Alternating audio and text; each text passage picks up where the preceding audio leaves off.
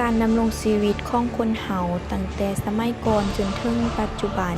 แม้นมีการเพาะพันธุ์กับท้องฟ้าอยู่เรื่อยๆนับตั้งแต่เฮาจื้อความใดก็พบว่ามีวัตถุที่ส่งแสงอยู่เทิงท้องฟ้ามันเป็นแสงนำทางให้แก่นักเดินทางในยามค่ำคืนเป็นผู้บอกเวลาให้แก่ชาวไร่นาเป็นผู้บอกทิศทางให้แก่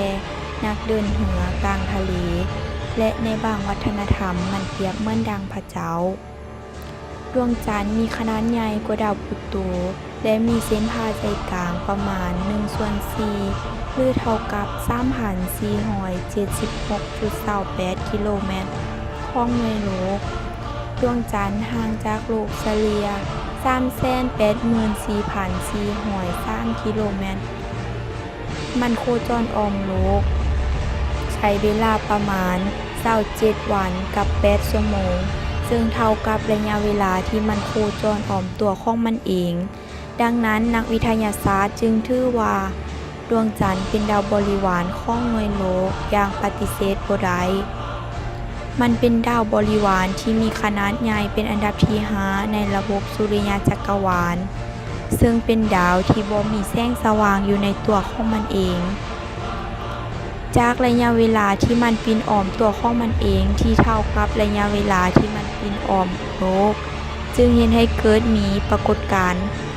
หลายอย่างเกิดขึ้นดังนี้ 1. ปรากฏการณ์สุริยคราสเป็นปรากฏการณ์ที่เกิดขึ้นเองตามธรรมชาติเมื่อดวงอาทิตย์ดวงจันทร์และหน่วยโลกโคจรเข้ามาเฮียงโตกันโดยมี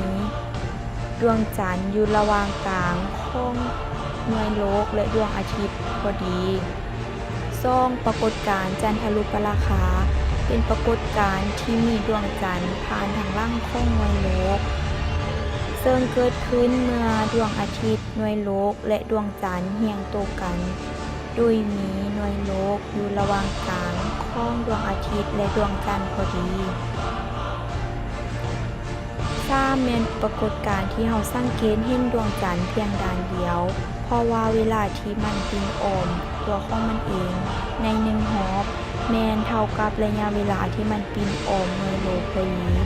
จึงเฮ็ดให้เฮาสังเกตเห็นดวงจันทร์ได้เพียงด้านเดียว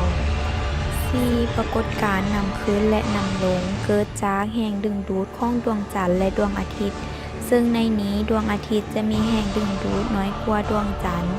ฉะนั้นจึงเฮ็ดให้ของไหลคือ